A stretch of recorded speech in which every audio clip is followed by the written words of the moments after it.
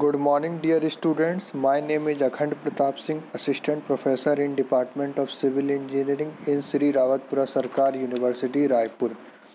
आज हम इस वीडियो में बात करेंगे टाइप्स ऑफ फ्लो के बारे में। जो फ्लूइड होता है वो कितनी तरह से फ्लो होता है।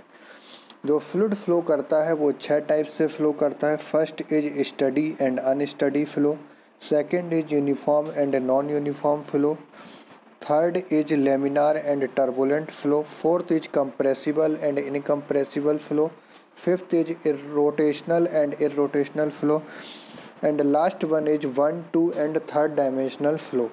Now we discuss about in details. First we discuss about steady and unsteady flow.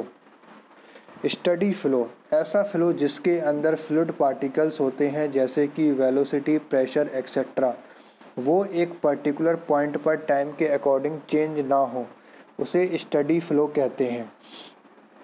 Unsteady flow in which fluid parameters at any point change with respect to time is called as unsteady flow. Next we discuss about uniform and non-uniform flow.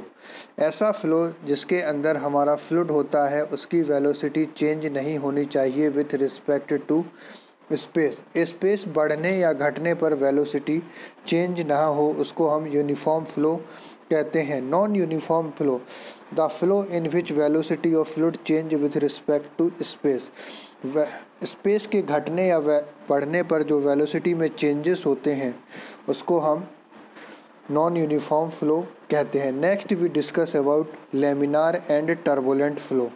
First we discuss about laminar flow, the types of flow in which fluid particles has a definite path and path of individual particles do not cross to each other.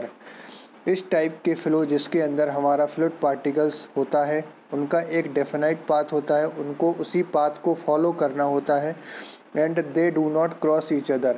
इस type के flow को हम laminar flow कहते हैं। इसको हम streamline और viscous flow भी कहते हैं।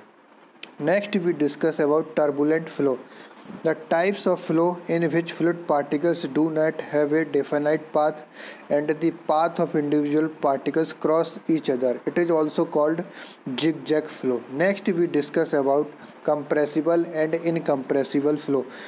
Compressible flow, the flow in which density of fluid change point to point is called compressible flow. Incompressible flow, the flow in which density of fluid do not change point to point is called incompressible flow.